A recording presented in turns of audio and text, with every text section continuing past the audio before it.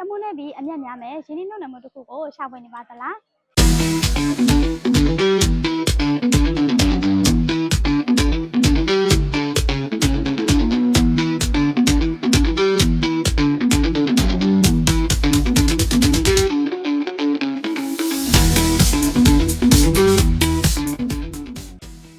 ညီမတို့ကအိမ်နှလုံးဝယ်ယူတဲ့အခါမှာအချောသမီသားအိမ်မျိုးကိုပဲရှာဖွေတတ်ကြပါတယ်။ဒါပေမဲ့လူတွေသတိမထားမိတာကကျိုးပိုင်းဝယ်ယူတဲ့အခါမှာကိုယ့်အိမ်ရဲ့အုတ်တစ်ချက်သေးတဲ့ခွင့်ကအစားဘယ်လိုတိစောက်နေလဲဆိုတာကိုမျက်မြင်ကိုယ်တွေ့မြင်ရတာမို့ပိုပြီးစိတ်ဆရတယ်လို့ကိုယ့်အိမ်ရဲ့အခန်းဖွဲ့စည်းပုံကိုလည်းသူများရဲ့စိတ်ကြိုက်တဲ့မှာနေရမှာမျိုးမဟုတ်ပဲမိမိစိတ်ကြိုက်ပုံဖော်ခွင့်ရမှာဖြစ်ပါတယ်။ဒါကြောင့်မလို့ညီမတို့လင်းစပန်ရီရဲ့ estate ကနေပြီးတော့ဝေဆန်နာလမ်းမကြီးအနီးရွှေမြင့်သာလမ်းမကြီးနှစ်ကျောဘက်စင်ကမလမ်းမကြီးနဲ့ခုနှစ်ဈေးလမ်းမကြီးအနီးမှာတည်ရှိပြီးတော့တာဂီတာကပီတယ်ခေါ်ကျွန်းပလာဇာဝါတာဘွန်ရွှေတကုံဖျားတို့နဲ့ရွှေပစံတို့ကိုလွယ်တကူသွားလာနိုင်တဲ့နေရာလေးမှာတည်ရှိပြီးတော့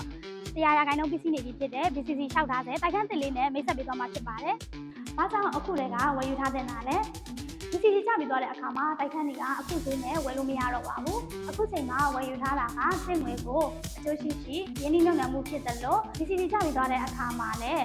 တေးသေးချာချာအမျက်ပြန်စီမှာဖြစ်ပါတယ်။နောက်တစ်ချက်ကတော့အိတ်ခမ်းကိုဘယ်မှာထားမယ်မိဖို့ကန်းကိုဘယ်လိုပုံစံလုပ်မယ်ဆိုတာကိုမိမိစိတ်ကြိုက်ပုံဖော်နိုင်တာကတော့ချိုးပိုင်းသမားတွေမှာပဲရရှိတဲ့အခွင့်အရေးပဲဖြစ်ပါတယ်။ဒီတိုက်လေးမှာရောင်းဖို့ကြံရှိနေတဲ့အခန်းလေးတွေကတော့ငင်းကြီး၄လွှာ၅လွှာရဲ့6လွှာအခန်းလေးတွေဖြစ်ပါတယ်။ဝယ်ပေးချင်ဖို့ပုံစံကတော့40%နောက်ပေးမှချပြီးတော့